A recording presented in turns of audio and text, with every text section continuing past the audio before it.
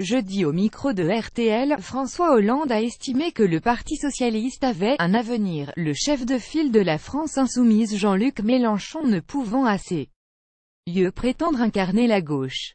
Le Parti socialiste, s'il veut être une force de gouvernement, a un avenir. Après il verra les choix qu'il peut faire aux élections, mais il a un avenir, parce que la social-démocratie européenne a un avenir, a déclaré l'ex-chef de l'État, au cours de sa première grande interview depuis départ de l'Élysée.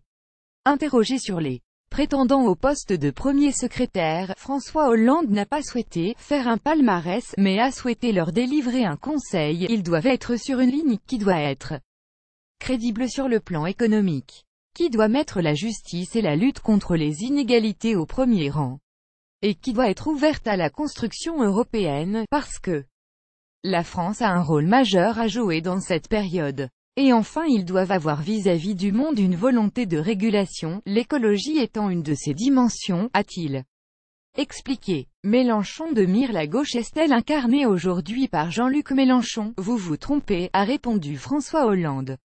Alors que Jean-Luc Mélenchon avait pendant la campagne entraîné, mobilisé, notamment la jeunesse, et qu'il pouvait jouer un rôle de rassemblement, il s'est installé dans le rôle de convocation de manifestations qui ont été autant d'échecs que d'objectifs qui avaient été, de manière présomptueuse, annoncés. Il devait y avoir 1,5 million de manifestants sur les Champs-Élysées, vous les avez vus vous? Cette stratégie qui a consisté à vouloir s'opposer par la rue a été finalement une bénédiction pour le gouvernement et le président.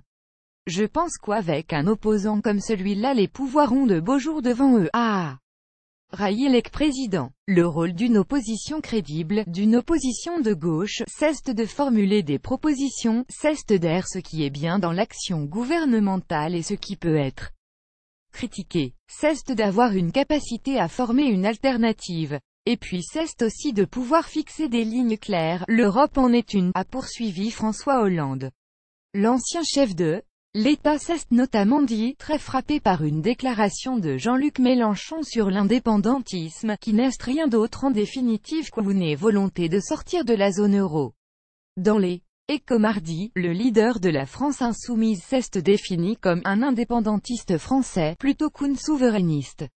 L'affaire Urvoas. L'ancien président François Hollande a estimé que l'affaire Urvoas confirmait une nouvelle fois qu'il faut, comme il l'avait proposé, renforcer l'indépendance du parquet. L'ancien garde des Sceaux socialiste Jean-Jacques Urvoas est soupçonné d'avoir transmis au député UXLR Thierry Solère des informations sur une enquête pour fraude fiscale le concernant. S'il est fait avéré, il c'est grave, a réagi François Hollande.